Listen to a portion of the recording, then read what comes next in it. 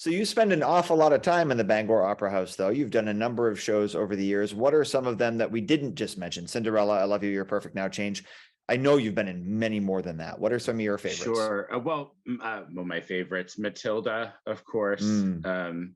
That was probably one of my top all-time favorites. And I started with Little Shop of Horrors. I did the voice of Audrey 2 in 2007, and that was my first. And that still lives as a pinnacle experience because I love that show. And I have to say the Full Monty too was probably like maybe my top experience of the theater growth-wise, like as an actor and a person. So there've been a lot of great opportunities over the years. So sure. yeah. And I would sound like a very uneducated person if I did not take what you just said about Little Shop of Horrors and not at least tease the fact that that's being done again next year for the 50th season at Penobscot Theatre Company, correct? It is. I'm excited for it to come back. Yeah, absolutely.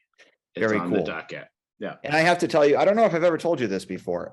Matilda is the production that got my oldest daughter, who you know, she's been in Dramatic Academy with you as her teacher, got her interested in theater. She was so enamored by that production. She did the song Quiet for a talent show 2 months later, and she walked around the house singing songs from that production consistently, and she still does every now and then. It's been more than three and a half years since that production hit the stage.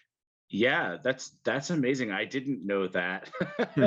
But that's really awesome. Do you know it, do you think of that at all when you're rehearsing for a show, when you're going through all the motions, when you're on stage putting the show on, what kind of an impact this is going to have on the people sitting in those seats that night, but also maybe 5 years later?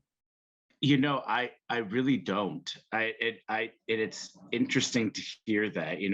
I get so wrapped up in the anxiety of what I'm about to do that I don't think of that side of it at all. But I know how theater moves me, and I know that it's a part of it. I know I've had those experiences myself. So it's awesome to hear when we do hear it, because I don't rarely think about that part of it beyond like I just have a job and I have to tell this story, and try to tell it well. So yeah. Sure. There's inspiration and excitement around every show, and I would imagine that would absolutely be the case with the show that had its opening night earlier tonight at the Bangor Opera House, and that is Mary Poppins the Musical. For those people out there who are maybe under the age of 3 and have never heard of Mary Poppins, what is this story about?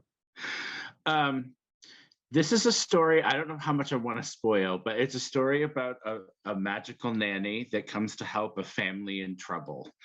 And she spreads a universal message of kindness always wins, kind of.